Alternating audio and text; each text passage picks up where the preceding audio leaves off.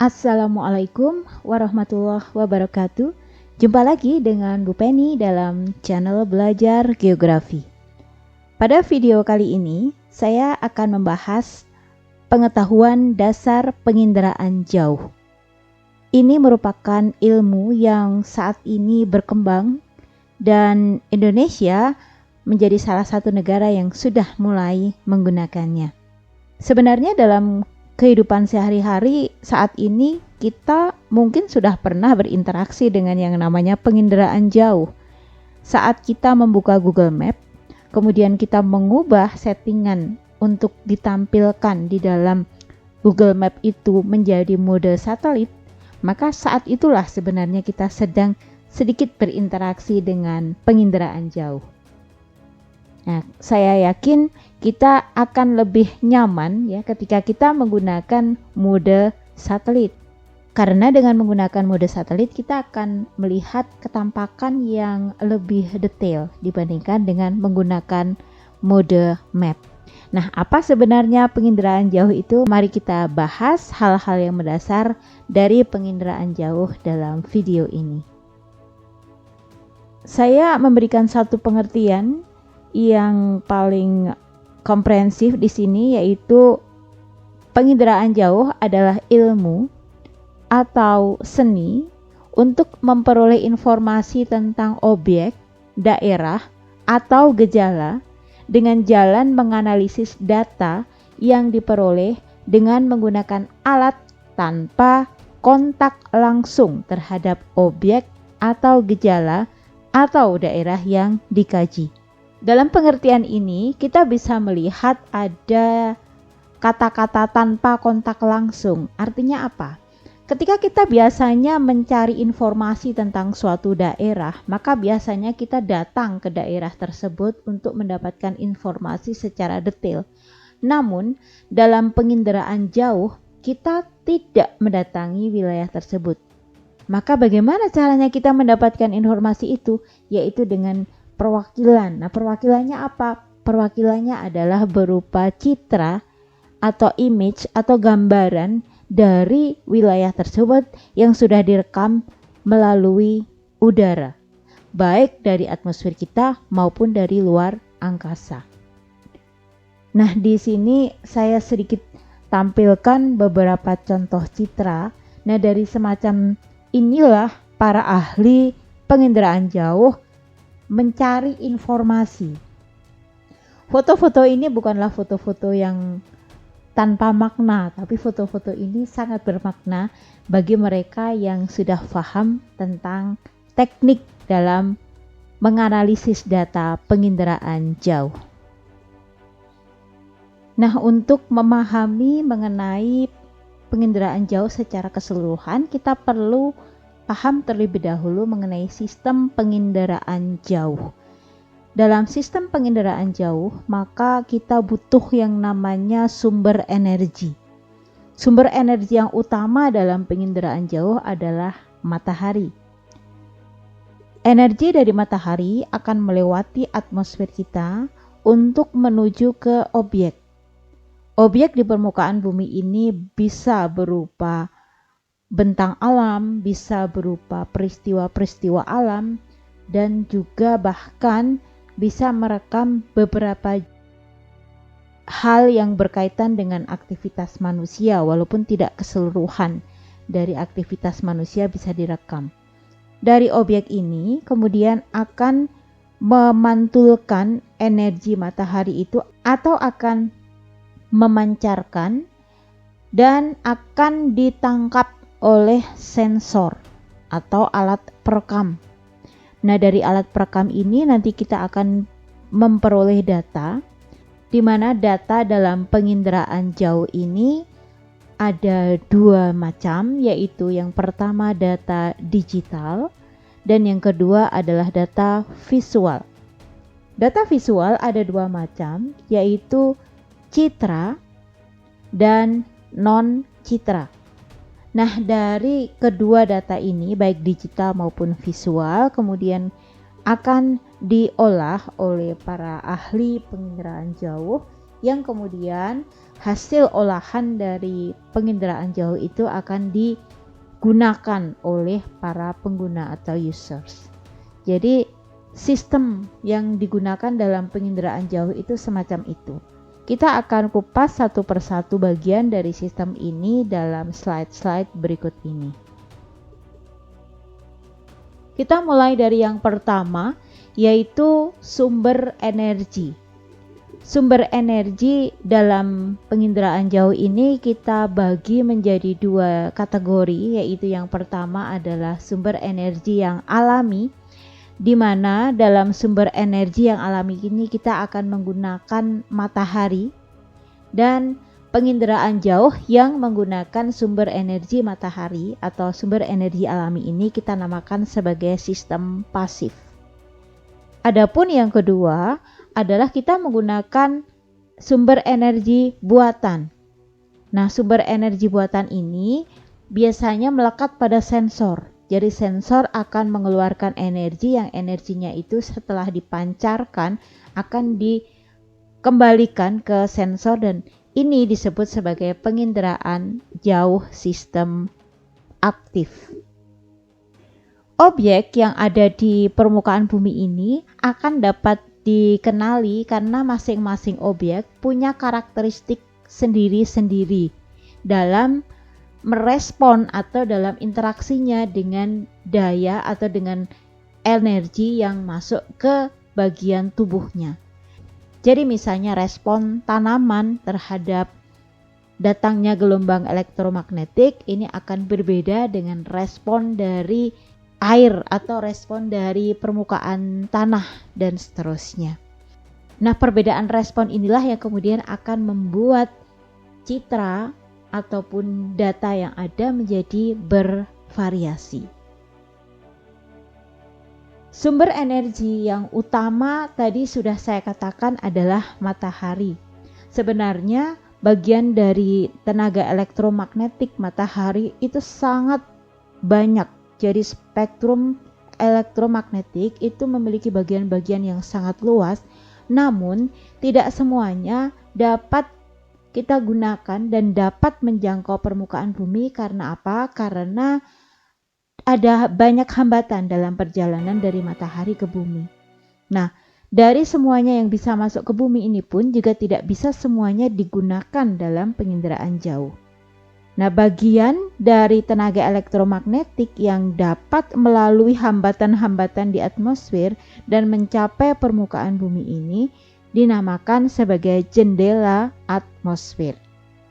Berkaitan dengan proses penyinaran dari tenaga elektromagnetik menuju ke objek ini, maka semakin banyak tenaga yang diterima oleh sensor, maka akan semakin cerah wujud objek yang ada pada citra.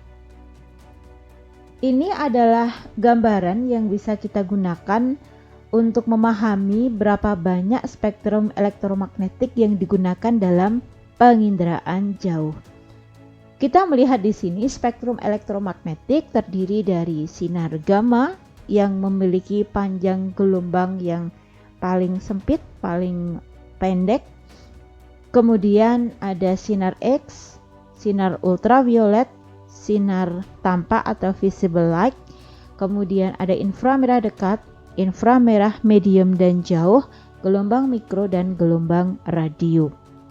Nah, di dalam gambar ini kita bisa melihat khusus untuk spektrum tampak mata. Artinya spektrum tampak mata itu spektrum yang bekerja pada mata kita, yaitu antara 0,4 hingga 0,7 mikron. Jadi kita bisa melihat berbagai perbedaan warna di muka bumi ini karena mata kita bekerja pada panjang gelombang yang sama. Di sini kita bisa melihat antara spektrum ultraviolet gelombang panjang hingga inframerah dekat. Ini merupakan bagian dari spektrum elektromagnetik yang digunakan untuk spektrum fotografik. Artinya nanti ini akan bisa menggunakan baik sistem aktif maupun sistem pasif. Namun di luar itu akan lebih menggunakan sistem yang aktif. kita menuju ke bagian yang kedua dalam sistem penginderaan jauh, yaitu atmosfer. Atmosfer di sini akan lebih bersifat menghalangi jalannya energi dari matahari menuju ke objek yang ada di permukaan bumi. Nah, penghalang-penghalang yang bisa kita jumpai di dalam atmosfer kita ini ada 3, yaitu yang pertama adalah serapan, di mana serapan ini akan menjadi kendala utama bagi spektrum inframerah. Nah, apa saja yang masuk ke kategori serapan itu adalah uap air. Jadi kalau ada uap air di udara, maka nanti spektrum inframerah itu akan kesulitan untuk menembus sehingga tidak akan mencapai permukaan bumi. Demikian juga dengan karbon dioksida dan ozon. Kemudian yang kedua adalah pantulan. Pantulan ini akan membuat energi yang datang ke atmosfer bumi ini kembali lagi ke udara. Kemudian yang ketiga adalah hamburan, di mana hamburan ini menjadi kendala yang sangat berat bagi spektrum tampak. Sebagaimana contoh dalam gambar yang saya tampilkan di sini, ini adalah foto yang ada kendala hamburan, yaitu ada awan. Jadi bagian putih ya, ini yang ada di sini. Bagian putih ini adalah awan yang ada di atas wilayah Pleret, Bantul. Jadi ini gambar yang diambil setelah adanya gempa Jogja pada tahun 2007, di mana di sini digunakan untuk kepentingan mitigasi dan ternyata terhalang oleh awan yang saat itu ada di atas wilayah Bantul. Nah, inilah yang akan menjadi hambatan dalam sistem penginderaan jauh kita jika adanya hal-hal yang ada di atmosfer kita yang menghalangi proses perekaman. Kemudian kita menuju ke yang ketiga adalah objek.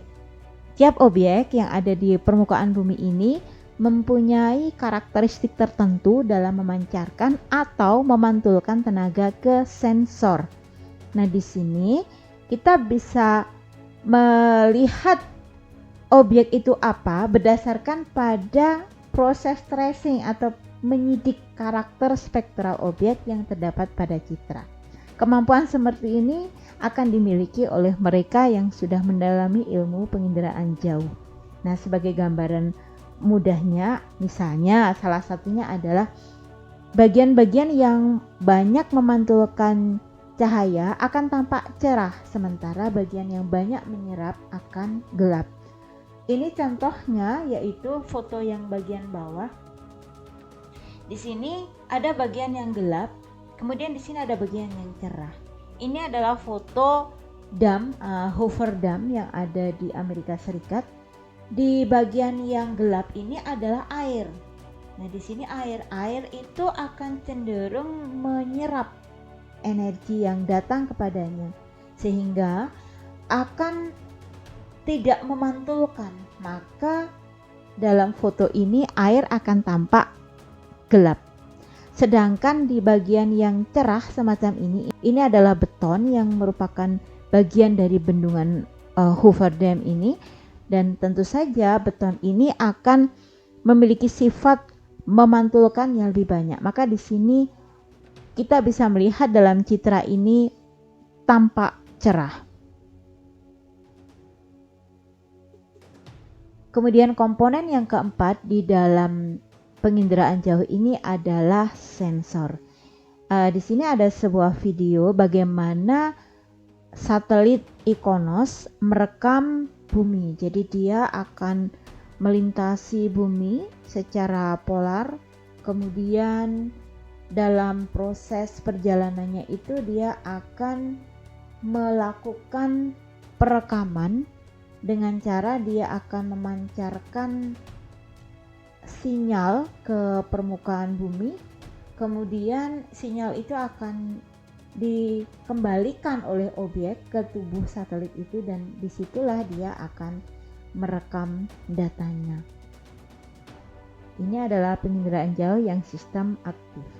Jadi dia memberikan tenaga ke bumi, kemudian nanti tenaga itu akan dipantulkan oleh objek menuju ke satelit itu sendiri. Nah, disinilah proses perekamannya. Nah, sensor ini adalah alat untuk merekam yang digunakan dalam penginderaan jauh. Dalam hal ini misalnya contohnya adalah kamera, kemudian ada scanner. Ini adalah termasuk sensor. Nah, di dalam sensor ini nanti ada yang dinamakan sebagai detektor. Detektor ini adalah alat yang kita tanam di dalam sensor untuk menyimpan data. Jadi misalnya kalau dalam kamera kita masukkan film. Kalau dalam era saat ini yang era digital tentu saja penyimpanannya tidak lagi menggunakan film. Sementara yang ketiga adalah wahana. Nah, wahana itu apa? Wahana itu adalah peralatan yang digunakan untuk membawa sensor. Nah, kalau dalam video yang tadi kita saksikan, ini adalah wahananya satelit. Jadi satelit Ikonos, satelit Himawari, dan sebagainya itu akan membawa sensor. Nah, apakah selain satelit ada? Ada. Bahkan pada zaman dahulu, yang namanya wahana penginderaan jauh ini menggunakan burung merpati. Yang penting sensor itu bisa berada di udara untuk melakukan proses perekaman. Saat ini yang paling banyak digunakan dan paling murah tentu saja adalah teknologi menggunakan drone. Kemudian dalam sensor ini kita juga mengenal ada istilah yang namanya resolusi spasial. Apa itu resolusi spasial? Resolusi spasial adalah kemampuan sensor untuk menyajikan gambaran objek terkecil. Kita akan lebih mudah untuk memahami resolusi spasial ini adalah berkaitan dengan kualitas sensor.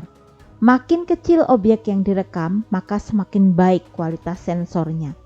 Nah, sebagai gambaran kasar, misalnya kita membuka pada gadget kita sebuah gambar yang kita ambil dari internet misalnya, apabila kita zoom, kemudian dalam sekali zoom gambar itu sudah pecah, muncul kotak-kotak pikselnya, maka kita katakan bahwa resolusi spasial gambar ini yang merupakan hasil dari sensor itu sendiri kurang bagus kualitasnya. Namun jika sudah 1, 2, 3 kali zoom masih kualitasnya bagus, artinya sensor yang digunakan untuk merekam gambar tersebut memiliki resolusi spasial yang tinggi. Yang berikutnya kita akan melihat bahwa sensor ini bisa kita bedakan menjadi dua berdasarkan proses perekamannya, yaitu yang pertama adalah sensor fotografik. Sensor fotografik ini menggunakan proses kimiawi dan dia akan menggunakan detektor film. Artinya sensor ini akan menggunakan film sebagai alat untuk merekam data.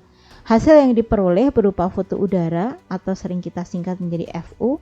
Ada juga foto satelit jika sensor itu dibawa oleh satelit, jadi direkamnya dari luar angkasa, atau foto satelit itu sering juga disebut sebagai foto orbital. Kemudian yang kedua adalah sensor elektronik, yaitu menggunakan tenaga listrik atau sinyal elektrik dengan menggunakan detektor berupa pita magnetik atau detektor lain. Nah, proses yang digunakan dalam mengolah data nanti adalah menggunakan komputer. Hasilnya nanti bisa berupa citra penginderaan jauh atau foto dari pita magnetik. Untuk kondisi saat ini, sensor fotografik sudah jarang digunakan atau bahkan mungkin sudah ditinggalkan ya, karena menggunakan sensor fotografik itu biayanya sangat besar, mahal, dan juga secara proses tidak efektif, walaupun sebenarnya hasilnya lebih bagus. Namun dengan kebutuhan yang sekarang ini sangat besar akan teknologi penginderaan jauh, sekarang sudah banyak meninggalkan sensor fotografik. Sekarang lebih banyak menggunakan sensor elektronik, misalnya menggunakan scanner ataupun kamera yang detektornya bukan film. Kemudian yang kelima kita menuju ke data. Data yang diperoleh dalam penginderaan jauh ada dua, yaitu data digital dan ada data yang visual. Nah, data digital ini seperti yang saya sajikan dalam gambar ini, jadi berupa kode-kode angka yang nanti akan dibaca oleh para ahli penginderaan jauh untuk bisa menghasilkan sebuah kesimpulan. Jadi misalnya sebagai contoh yang sebelah kiri ini adalah data tentang lahan tanaman jagung. Nah, data-data itu diwujudkan dalam bentuk grafik, dalam bentuk kode-kode angka yang kemudian nanti akan dibaca oleh para ahli penginderaan jauh. Sementara untuk data visual itu bagi orang awam paling tidak akan sedikit ada gambaran untuk hal-hal yang sifatnya makro, tetapi untuk yang mikro juga tetap memerlukan keahlian. Nah, data-data itu bisa diinterpretasi secara manual, jadi dengan pengetahuan yang dimiliki oleh para ahli, namun bisa juga diinterpretasi secara digital jika menggunakan program komputer. Saat ini sudah banyak program komputer yang digunakan untuk menginterpretasi data yang diperoleh dalam perekaman penginderaan jauh ini. Komponen yang terakhir dalam sistem penginderaan jauh ini adalah pengguna. Nah, di dalam penginderaan jauh ini, pengguna itu bisa macam-macam pihak dan berbagai macam kepentingan. Sebagai contoh misalnya untuk ramalan cuaca. Biasanya BMKG menggunakan penginderaan jauh untuk membuat peramalan cuaca. Kemudian bisa juga untuk pembangunan, untuk merancang suatu wilayah misalnya yang akan dibangun, kemudian juga menganalisis perubahan bentuk lahan, seperti apa perubahan bentuk lahan yang tadinya misalnya lahan pertanian, saat ini sudah mulai berubah menjadi lahan permukiman, dan seterusnya. Kemudian juga bisa untuk mendeteksi hama tanaman, misalnya tadi yang contoh ladang jagung itu untuk mendeteksi hama tanaman yang ada di jagung. Kemudian deteksi hotspot, misalnya terjadi kebakaran hutan. Dalam kebakaran hutan nanti akan juga bisa dideteksi titik-titik api atau hotspotnya itu di mana, sehingga kita akan lebih mudah dalam menangani masalah kebakaran hutan. Demikian juga untuk kebencanaan. Sebagai contoh, ini adalah citra setelah dan sebelum kejadian likuifaksi yang ada di Palu. Bagaimana citra yang sebelah kiri itu kondisi sebelum terjadinya likuifaksi dan sebelah kanan setelah terjadinya likuifaksi yang ada di Petobo. Ini adalah contoh pemanfaatan penginderaan jauh di dalam kehidupan sehari-hari. Gambar yang sebelah kiri ini adalah gambar satelit Himawari yang merekam kondisi temperatur di atas Indonesia. Di dalam citra yang didapat dari satelit ini, warna yang merah menunjukkan suhu yang lebih tinggi dibandingkan dengan warna yang biru. Nah, di sini nanti akan bisa menjadi bahan untuk meramalkan kondisi cuaca, misalnya bagaimana pertumbuhan siklon dan seterusnya. Kemudian yang sebelah kanan ini adalah hasil dari analisis kebencanaan yang ada di Palu, Sulawesi setelah terjadinya proses gempa bumi yang ada di Palu dan menghasilkan beberapa rekomendasi. Ini bisa kita dapatkan informasinya secara lebih detail di situs yang tertulis di dalam slide yang saya paparkan ini. Penginderaan jauh ternyata memiliki banyak manfaat dan juga banyak keunggulan. Nah, keunggulan dari penginderaan jauh ini adalah bahwa yang pertama, citra itu bisa menggambarkan objek atau daerah secara lengkap dengan wujud dan letak yang mirip aslinya di muka bumi. Tentu saja akan mirip aslinya karena kita mengambilnya dengan mengambil gambar. Ketika kita mengambil gambarnya dengan menggunakan spektrum tampak mata, maka itu akan betul-betul mirip dengan aslinya. Jadi kita akan lebih mudah untuk memahaminya. Kemudian wujudnya juga sama persis dengan apa yang tampak di mata kita, sehingga kita akan lebih mudah dalam menganalisis. Kemudian yang kedua, bahwa tiap lembar citra itu dapat meliput daerah yang luas.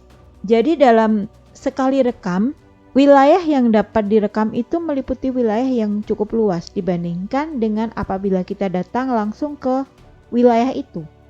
Secara logika, apabila citra diambil dari satelit, maka wilayah terluas yang bisa dicakup oleh sebuah sensor itu adalah separuh dari permukaan bumi.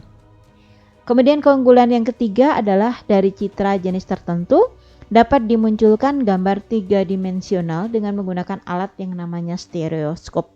Dengan menggunakan alat ini, kita akan melihat gambar secara 3-dimensional sehingga akan memudahkan kita di dalam menganalisis wilayah yang direkam pada citra. Yang keempat, penginderaan jauh ini merupakan satu-satunya cara untuk mengobservasi daerah bencana saat bencana sedang berlangsung. Misalnya ada gunung meletus, ada proses likuifaksi, ada proses tsunami, itu tidak mungkin ada orang di permukaan bumi yang merekam kejadian itu karena dalam kondisi bencana semuanya akan menyelamatkan diri. Namun dengan keberadaan satelit yang senantiasa memonitor bumi dari atas, maka semua peristiwa kebencanaan itu bisa direkam oleh satelit. Tadi Bu Penny sudah memberikan contoh-contohnya beberapa di slide-slide sebelumnya. Kemudian yang kelima, citra dapat dibuat dalam periode ulang yang pendek. Nah, satelit kita ini akan mengelilingi bumi terus-menerus.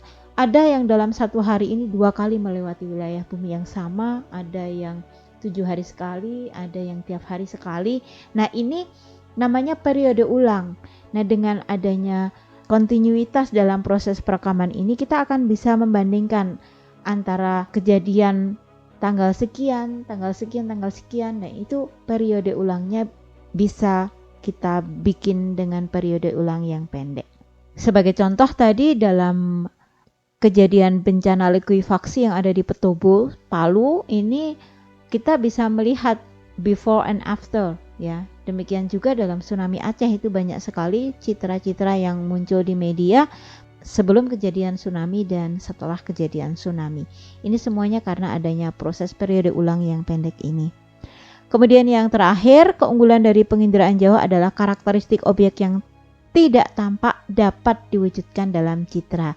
Ini jika kita menggunakan sistem yang aktif. Jadi misalnya di atas permukaan salju ada binatang yang warnanya sama dengan saljunya, misalnya beruang kutub sama-sama putih, tetapi dengan menggunakan sinar UV atau menggunakan spektrum ultraviolet, kita bisa mendeteksi keberadaan dari beruang kutub tersebut, walaupun mereka ada di atas salju yang juga sama putihnya. Di samping keunggulan-keunggulan itu, ternyata penginderaan jauh juga memiliki kelemahan. Kelemahannya apa? Kelemahannya adalah bahwa tidak semua data dapat disadap. Misalnya komposisi penduduk. Walaupun bisa mengetahui jumlah penduduk misalnya ada sebuah kegiatan demonstrasi kemudian terekam dalam citra, kita masih bisa menghitung berapa banyak yang hadir dalam acara demonstrasi itu. Tetapi tidak akan bisa kita mengetahui karakteristik atau komposisi penduduknya. Misalnya berapa banyak yang laki-laki, berapa banyak yang perempuan, atau misalnya berapa banyak yang dari suku A, suku B, suku C, tidak mungkin. Itu tidak mungkin dilakukan oleh penginderaan jauh. Kemudian yang kedua, kelemahannya adalah ketelitian hasil interpretasi itu akan sangat tergantung pada kejelasan bentuk objek atau gejala pada citra. Jadi seperti adanya hamburan tadi, ketika ada hambatan-hambatan di atmosfer, maka citra yang kita peroleh belum tentu akan clear, belum tentu akan jelas. Nah, ini akan mempengaruhi proses interpretasi citra yang kita lakukan. Demikian penjelasan saya, semoga bermanfaat. Saya ucapkan terima kasih atas perhatiannya. Wassalamualaikum warahmatullahi wabarakatuh.